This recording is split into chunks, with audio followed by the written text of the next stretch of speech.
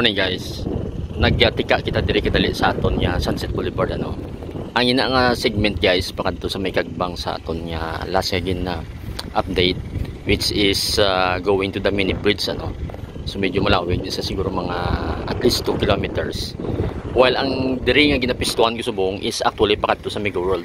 So aga kita nagkadto diri pero medyo against the light kita. So amo ni siya ang view diri guys. Currently may sila proposal. I think initially nag-state sila nga sini na nga June mo open no. So mostly though tapos naman gani dire kay puro naman may pavement blocks. Tapos may mga lightings naman no. So siguro takod na lang ang suga kaya ang mga poste dire wala pa sa mga suga no. And this leads to the Mega World section ano. So roughly another 2 or 2.5 to 3 kilometers ni. So malawig-lawig ni siya actually nga part sa atong section no. Pagkato sa Mega World.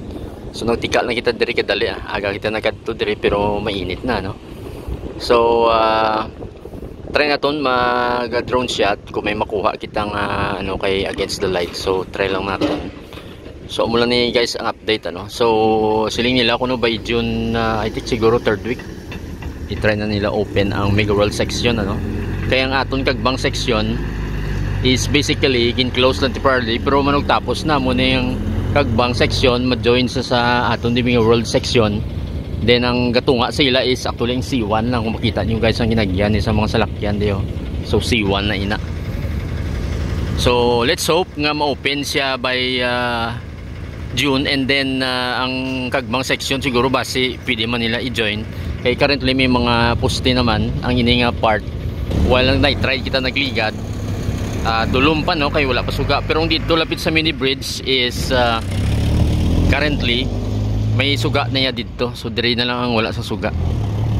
So muna siya guys, so makita ninyo nga medyo muddy pang dire nga section so base butangan lang guro cement or pavement blocks as well. So they have few more days na lang ano. So siguro ba yung mga August base manami-nami na gini kay makumpleto na. So damo pa diri heavy equipments nga on movement. So let's find out. So mula na guys, quick update lang kita diri. Try naton yung magkadto diri nga hulo hapon kay para hindi minute kag sa subong gani may mga naga-bike. May mga naga-bike na galapos-lapos sa siguro halin sa uton ano.